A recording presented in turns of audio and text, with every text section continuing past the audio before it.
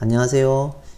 이번 시간에는 챕터 11장에 대해서 살펴보도록 하겠습니다.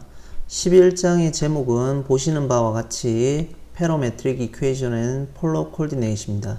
Parametric Equation은 매개 방정식 또는 매개 변수 방정식이라고 이야기를 하고요. Polar Coordinate는 극좌표를 얘기합니다. 자, 첫 번째 섹션으로서 Parametrization of Plane Curve에 대해서 살펴보고자 합니다. 평면 곡선에 대한 매개화 정도로 번역이 되겠죠. 자, 우선은 Parametric Equation에 대한 정의부터 살펴보도록 하죠. 자, Parametric Equation은 조금 전에 말씀드린 대로 매개 방정식 또는 매개 변수 방정식이라고 번역이 되겠죠. 자, 정의는 첫 번째로 x하고 y가 어떤 주어져 있습니다. 어떻게 주어져 있냐면 t에 관한 함수로 이렇게 주어져 있는 겁니다. 여태까지 우리는 보통 y equal f of x 이런 타입으로 썼는데 이제 x하고 y가 t에 관한 펑션이라는 겁니다. 즉 물론 t를 적당하게 변형하면 x하고 y의 관계식을 만들 수 있겠죠. 근데 이제 여튼 x하고 y가 t에 관한 함수로 주어져 있을 때 자 이제 어디에서 주어져 있냐면 t에 그럼 도메인이 주어져야 되겠죠. 그래서 i 인터벌 위에서 주어져 있다고 합니다. t의 범위는 그렇게 되어 있으면 이 포인트들, 즉 t 값이 정해짐에 따라서 x하고 y가 주어지겠죠. 그 x, y를 이제 순서쌍으로 나타내는 겁니다. 즉 이렇게 순서쌍으로 나타내었을 때 이렇게 정의되어진 형태, 이렇게 정의되어진 이 점들을 뭐라고 하냐면 Parametric Curve라고 얘기합니다. 자, Parametric Curve가 되고 이 방정식을 뭐라고 부르냐면 Parametric Equation for the Curve라고 얘기합니다. 이 곡선에 대한 매개 변수 방정식이다. 이렇게 이제 우리가 부릅니다. 자, 그러면 이제 좀 더 구체적으로 살펴보면 이 i가 이제 매개화를 시켰죠. 서로 연결고리를 만들었기 때문에 이 i를 이제 Parameter for the Curve, 커브에 대한 매개 변수라고 우리가 부르고요. 그 다음에 i에 대한 도메인, 즉 도메인 i를 뭐라고 부르냐면 Parameter Interval이라고 얘기합니다. 즉 매개 변수에 대한 이제 구간이라고 얘기를 하고요. 만약에 이 i가 폐구간이 되면 그러면 시작하는 점하고 끝점이 있겠죠. 예를 들면 이렇게 t는 a보다 크거나 같고 b보다 작거나 같은 이런 폐구간이라면 시작하는 점이 a가 될 거고 끝나는 점이 b가 되겠죠. 그래서 initial point, 즉 f of a하고 g of a를 initial point, 초기점이라고 얘기를 할 수 있고, 이제 f of b하고 g of b를 뭐라고 부르냐면 terminal point, 즉 종점, 끝점이라고 이제 부르면 되겠죠.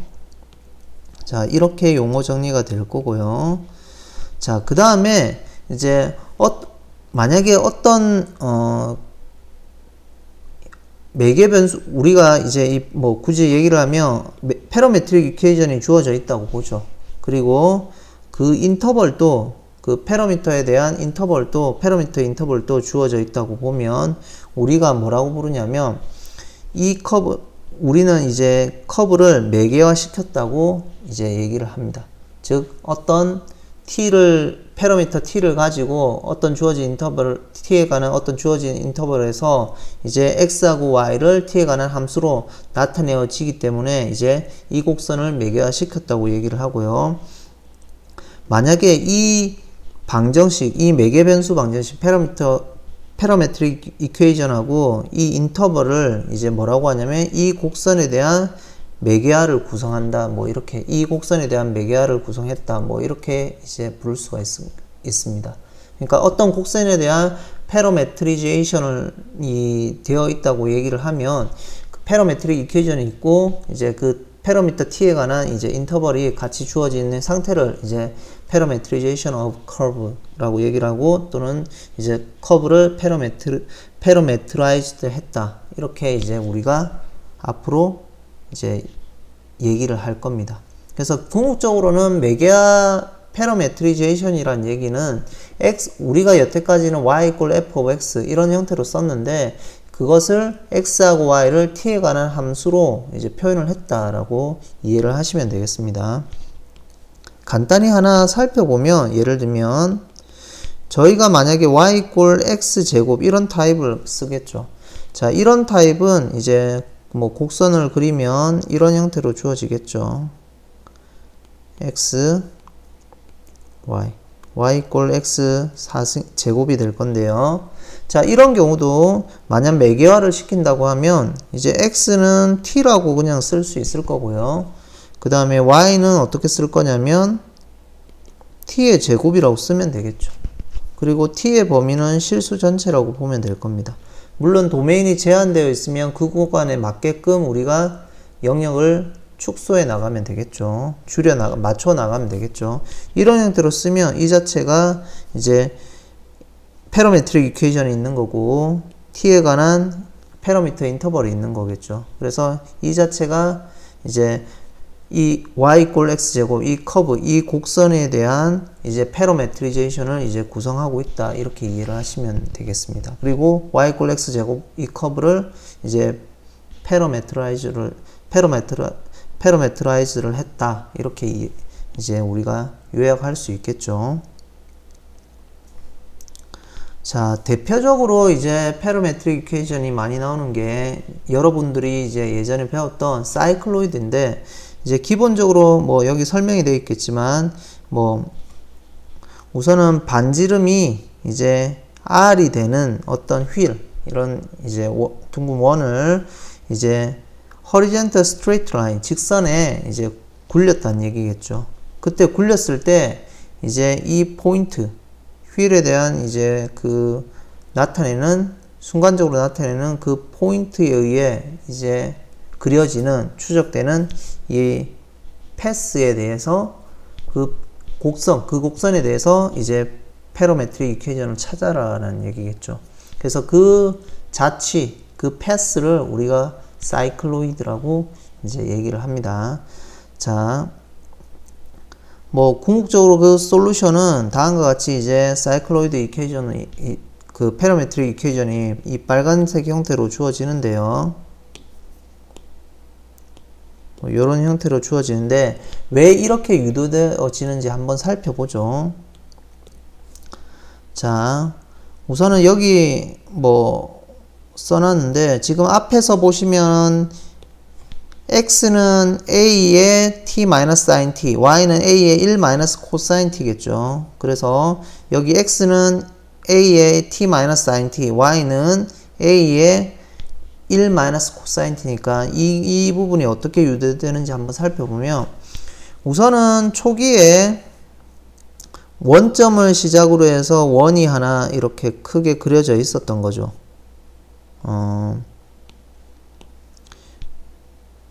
반지름이 A인 이런 원이 그려져 있었던 거죠. 그래서 잉크가 여기에 처음에 묻어 있었던 거고요. 이 부분을 이런 쪽으로 오른쪽으로 X축의 양의 방향으로 이제 굴리는 겁니다. 굴리면 이제 조금 이동됐을 때 제가 다시 돌려버리면 조금 이동됐을 때 이렇게 파란 원이 이제 위치가 될 거고 그 잉크를 찍은 원점에서 찍은 포인트가 P점 여기로 나타나겠죠. 여기 부분으로. 그러면 이 점의 위치를 이제 패러메트릭 이퀘이션으로 나타내라. 이렇게 요약이 될 겁니다. 자, 한번 살펴보면 자, 우선은 굴렸으니까 처음에 시작한 점에서 조금 굴러갔으니까 굴러가서 움직인 이 PC 이 앵글, 요 사이의 앵글을, 요 중심각의 앵글을 원의 중심 C로부터 이제 여기 X축으로 수선을 발을 내렸을 때 요 사이 앵글을 T라고 잡으면 우리가 여기 원의 반지름, 휠의 반지름이 A라고 했으니까 여기 이제 P하고 요 길이는 이제 A의 sin T가 될 거고요. 이제 여기 세로의 여기 길이는 A의 cosine T가 되겠죠. 자, 그렇게 되면 P점의 위치는 어떻게 되냐면 전체 이 길이의 P점의 위치는 어떻게 되냐면 여기 전체 길이에서 어떻게 하냐면 A sin t를 빼주면 되겠죠. 그래서 전체 여기의 길이는 어떻게 되냐면 공이 굴러갔으니까 결국 요 호의 길이가 될 겁니다. 여기 호의 길이는 이제 중심각에다가 반지름이 A니까 AT가 되겠죠. 자, 호의 길이는 이제 AT가 될 거고요. 그 다음에 거기서 A sin t를 빼줘야지 여기 x0가 나오겠죠. 그래서 x0 포인트는 AT에 마이너스 A의 sin t가 되겠죠. 그래서 이것을 정리하면 A를 묶으면 T 마이너스 sin T가 될 겁니다. 그래서 X의 자치가 그 패러메트릭 이퀘이션이 나오고요. 자, 그 다음 Y를 보면 자, Y 좌표는 Y0로 구하면 되는 건데 즉 여기 C에서부터 이만큼 A 코사인 T를 빼주면 되겠죠. 근데 C는 반지름의 길이의 위치니까 X축하고 맞닿아 있으니까 즉 여기 전체 길이는 반지름인 A가 되겠죠. 그래서 Y0의 좌표의 위치는 A에서 마이너스 A의 코사인 T를 하면 되는 겁니다. 그래서 A의 1 마이너스 코사인 T가 된다라는 거죠. 그래서 이 부분이 유도가 된다라는 겁니다. 자, 그래서 지금 빨간색으로 주어진 이 자취들 이렇게 굴러가는 것이 원점에 처음에 공이 이렇게 크게 있을 때 여기에 잉크를 찍어서 오른쪽 X축 방향으로 굴리면 쭉 이런 식으로 점을 찍어서 커브를 그리겠죠. 그 음의 방향으로 찍으면 이렇게 커브를 그릴 거고요. 자, 이러한 형태가 이제 사이클로이드다 이렇게 이해를 하시면 되겠습니다. 자, 기본적으로 사이클로이드는 우리가 이제 예전에 알고 있는 그 형태고 패러메트릭 이퀘이션은 다음과 같이 이제 나타내어지는데요. 또 가장 큰 두 가지 특징이 있습니다. 지금 어떤 위에 제목이 되어 있는 게 타이틀이 브라키스토크론하고 타우토크론이 있는데 굳이 뭐 이 부분을 얘기를 하면 브라키스토크론이 아마 최단 강하 곡선일 겁니다.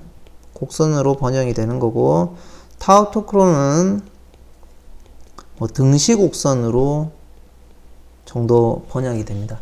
자, 이 부분은 우리가 간략히 살펴보고만 넘어가죠. 어떤 내용이냐면 우선은 제가 Y축을 음의 방향으로 이렇게 이쪽을 이제 양의 방향으로 표시를 했습니다.